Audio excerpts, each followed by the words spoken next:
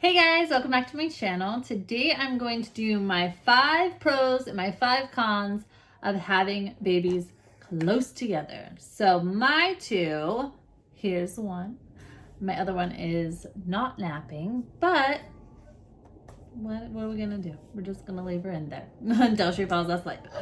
Anywho, so my 2 are almost 2 years apart. So Mila turned 2 on 11/22 and Kane was born on 11/8. So 2 weeks shy of 2 years apart.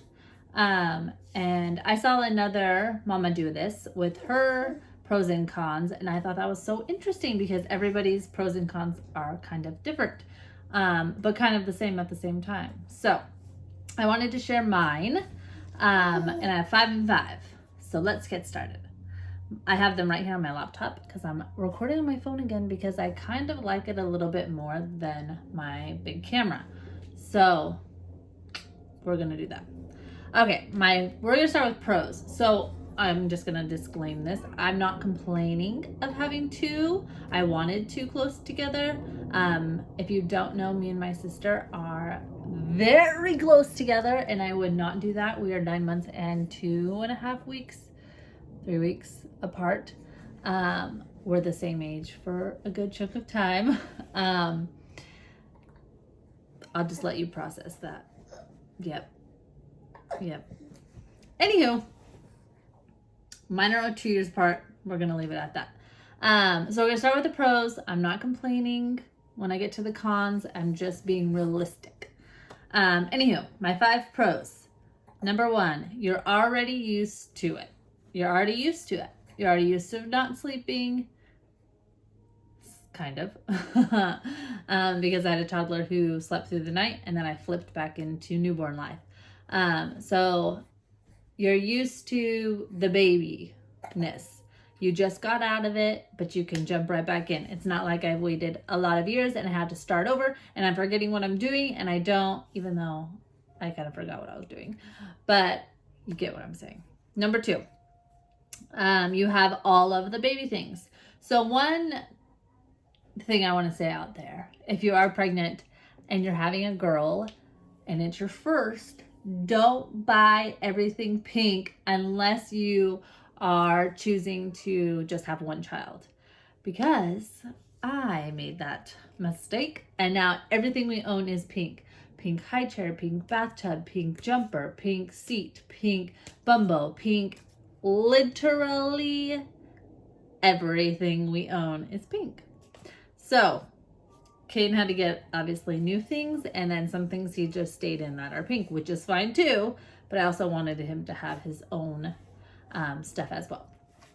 So you do already have everything, like the swing, the bouncer, like we have everything, because I just kept it in the garage for Mila, and then if I wanted something new, then I just bought something new. And I should really sell our other stuff because now we have like a lot of baby stuff. Anywho, number 3, they'll be best friends. So me and my sister are literally, I know I keep saying literally, but literally best friends. And I know boy and girl might be a little bit different, but I feel like close in age, they'll still be really, really good friends. And I know there's stories out there of people not being friends when they're close, siblings, but kind of how I want to raise them is together, because they'll be close together. And if we have a third, talk my husband into that one, it'll be the same distance apart as Kane and Mila are. So 2 years apart. And getting it all done. That's number 4.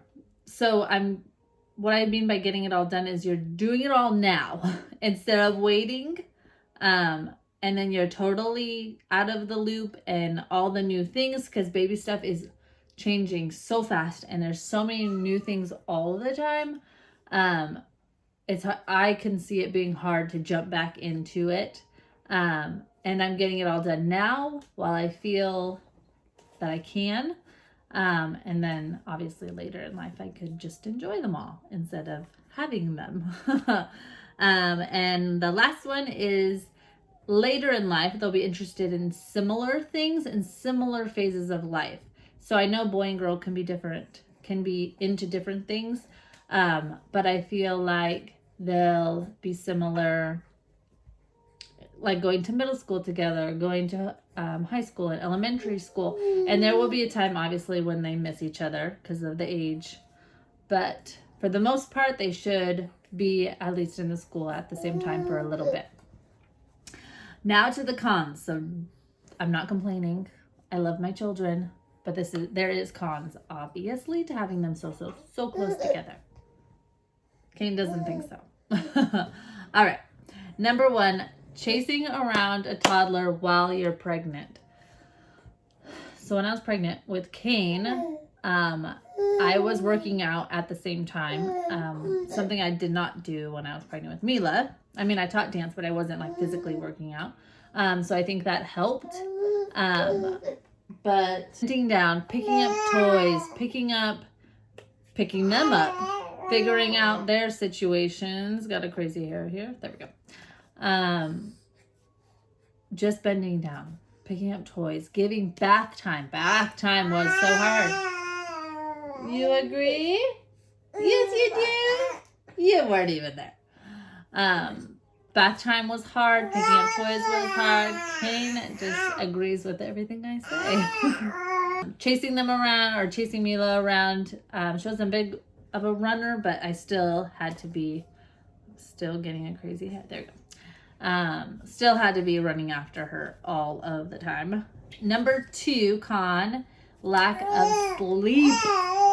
I swear after you have your second, you like remember, and it's like, oh yeah, sleep, what's that? But it catches up with you. Anywho, Kane wanted to join us. But lack of sleep. So you jump right back into it and you're used to not sleeping and all of that shebang. But it adds up because you don't get to just lay around with your sleepy newborn and snuggle and love. No. You got your crazy toddler running around so crazy. And with Mila, or with Kane, after I had him, we were out, I want to say week 1. We were out of the house because I don't like mess. And our house was like a tornado because she was bored, obviously. She's just playing with her toys, and toys are everywhere. And I just had the itch to get out. Definitely. Okay. Number 3. This is a con that I personally have, and I'm sure there will be other people out there as well. Breastfeeding or pumping. So I unfortunately did not nurse. I mean, both of them for 6 weeks, or 4 weeks, something like that. But I pumped a year for Mila, and Kaney, he got formula, which is totally fine. I am so happy I switched over because there's no time. There's no time to pump when you have 2. At one point, Mila was locking herself in the closet. And I'm sitting here on the pumps. He's screaming. She's locked in the closet. And I just put the pumps on. So that was one of the points where I was like, okay, we're going to be done with this and it's going to be okay. And I've also talked to a few other moms who said they had to stop nursing because it was hard to nurse on demand with a toddler, going places, and it was just too much for their mental health, which I completely agree, because your mental health is very, very, very number 1 important to me, because you have to be stable to raise stable children, right? Yes. Okay. Number 4, feeling like you're drowning. So I get a few of these moments a few times a week, where both are crying at you and there's nothing you can do, or you're trying to do it all and you just can't. And it feels like it's never ending and you're never going to get a break and you're never going to take a nap. But looking at my sister who has 3, there is a light at the end of the tunnel, and you just got to get through it. And day to day, it's a different situation every day. So that's why I try to restart every day and know that one day I'm going to nap and I'm going to sleep when I want to sleep. Okay, last one. Meeting everyone's needs, each child's needs. So with being pregnant, it was good because I still was giving Mila all of my attention.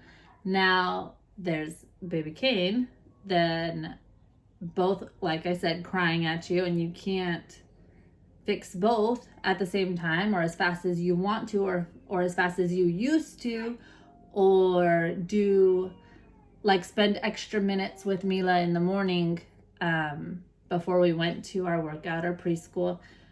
When I can't do that anymore because I had to get him dressed, fed, get all his stuff downstairs, and then make sure she's dressed, fed, and now we're out the door by 8:30.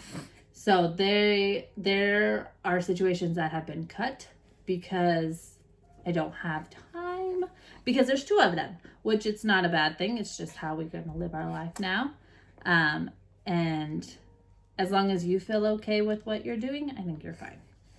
Even though there are some mom guilt in there. It gets thrown in there. Most definitely not giving enough attention to both. Or if he's been screaming, because he's a screamer. He doesn't cry. He screams. Then I'm not giving her attention. And then I can see her acting out for attention, which she doesn't normally do. But if it's been a day, then I can tell that she needs a little bit more attention. Huh, Kenny boy? Yes. All right, that is my 5 pros and 5 cons to 2 babies close in age, or having kids close in age, close together, close in age, all the shebang. And if you have any pros and cons you want to share below, share them, because I feel like we could all talk together about it, because it is definitely a challenge. But it's only a challenge for a little bit, and then of course there's a light at the end of the tunnel. Huh? Yes. Okay. Thank you so much for watching. Bye.